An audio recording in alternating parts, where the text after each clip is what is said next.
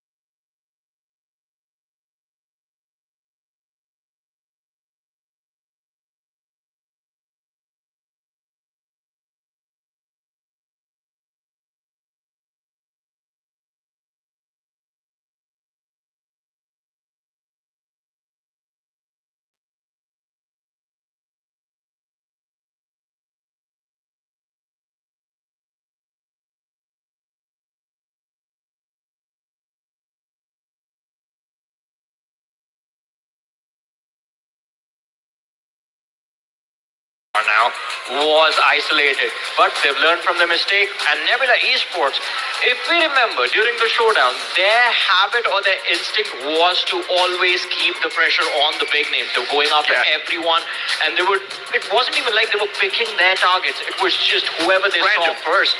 And I think since then, Necro, I hope you agree with me on this, there was a massive transition to how they were playing BGI this time around. A little bit more controlled, but it's working out well for them. Yeah, but then later on inside of the land, once again, Nebula did try to showcase that aggressive phase. We all saw in the semifinals, it did not really work out that well. But then in the survival stages, in the first 4 games, they tried the same strategy once again, go with just guns blazing. It did not work out, but after the first 4 games, they once again dialed down the aggression a little bit, and everything just fell into the place. It was working out pretty well for them.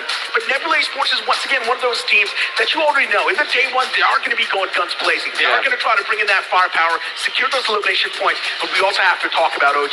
Another name with a chance to actually go ahead and lift that trophy. They have been doing pretty good too. They have been doing good, but for Orangutan, I feel like it's time to answer all their haters. It's time to answer everybody who's been questioning whether or not they deserve the stage as well. I mean, Haru is always learning, he's always going... Hey, yeah, that man has 0 haters, man. You can't hate Sensei. He's phenomenal. Hey, it's just giving out love. Yeah. I thought he was almost about to kill the camp, but it's completely fine, Sensei. We understand you're happy. Ninja Jord is happy as well. From Revenant X Park, it seems like he is really liking his new role, and I kind of like the new jersey as well. I was just about to say, is it the role, is it the jersey? Because Ninja Jord, I think, an iconic player in his own right. There is a history attached to his name, and that legacy will never be taken away from him. But as we keep talking about it, his role in Revenant X Park, it was an iconic shift. You put a frontliner in the back line just because he has a lot of experience. You put the 2 young players up front. You know they have the firepower to back up all of the expectations that are put on their shoulders. And Funk is making all of this work like a well-oiled machine. Yeah, so far this combo has been working out perfectly well. But speaking of the combo, we've got another combo on the screen, and that's going to be Hero Extreme Godlike. Now, expectations are through the roof, and that might just mean that sometimes these athletes do tend to crumble under those expectations. But I really hope the emotions are going to be in check. You know, honestly, the way Spawa and Mino were actually playing inside a survival stage, I don't think Godlike have anything to worry about. It's just about whether or not do they get the circles, whether or not do they get the positions.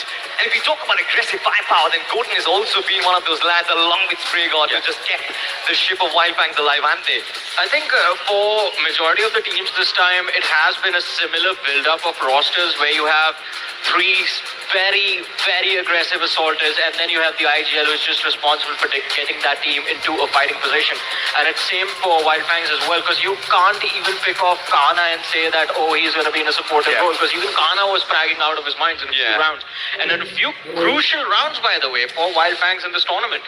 But I do feel like there's also going to be a few interesting names in the mix, and one of them is also going to be Victor Sumis. Now, while all these rivalries, all these teams are out for each other, Victor Sumis might just slip under the radar, can actually place themselves in a real good spot in the overall standings on the day one. And let's be honest, the day one is probably one of the most crucial days. If you've got a great foundation set up, maybe on day 2 and day 3 you can carry on that momentum. You know, honestly, I love the setup between Oasis and Venom, two extremely experienced lads, of course, with Scary Jaw out there.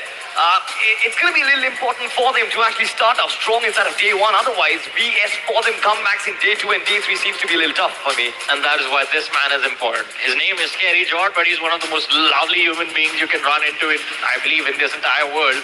An amazing athlete as well. And we saw how wonderful he was last year. 2025, yes, a trophy was something that was lacking on his accolade of, celebrations. But now, 2026 is the first tournament of the year. Victoria Sumis are looking very strong, but it's just about what's the start for this grand final is going to look like.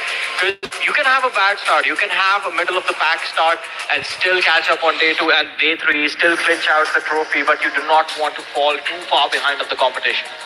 100%, ladies and gentlemen, as these players, they still prepare for themselves. We are ready for the map of Rondo.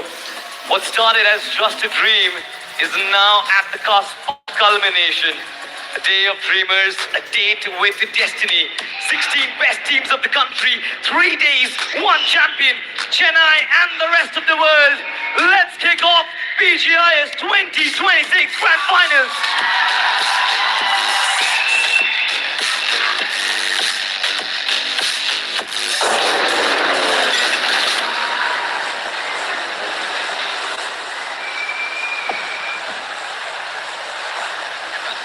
It's the first game that kicks off, and the plane is already in the sky on the map of Rondo. This plane, it's going to ignite a lot of hopes, and it's also going to give a chance for the teams to have a brilliant head start. Rondo is supposed to bring in a lot of aggression. We're supposed to see these teams just go aggressive and collect those elimination points, but as the plane flop pad starts all the way from the top right, around the bottom left, this one is going to be a tough one. Yes, still a little bit centric, and of course, we are going to get to see that early aggression that Rondo is known for, and I think this is the best part about having Rondo at the start of the day. The crowd is here to see these players duke it out, and Test Factory and New X Factory not being too far away from this flight path is going to allow a lot of opportunity for these teams. But Necro, we have seen a lot of big names opt for Stadium as well. It's going to be further away from the flight path. It's interesting. I would actually like to see if anyone takes that long rotation, or are we going to see fights happen in Tin Long Garden and Rinjiang. Those are a few alternatives that are still available for these teams. I mean, overall, if you look at the plane flop path, once again, we're probably going to be seeing a lot of those drop clashes happen around those New York's Factory and even Test Track. And maybe a few teams actually dropping around Brian as well. There's definitely a possibility of that. But already, we do kick things off. It's Nebula falling prey. And even for the side of OG, they're facing off against the boys of Genesis Esports. And Genesis have already found the advantage. Fury, the man does not really have a lot of HP, but the man in the front is taken down barely any sword. OG still trying their best to fight back, but eventually Genesis, they might just have a better grip.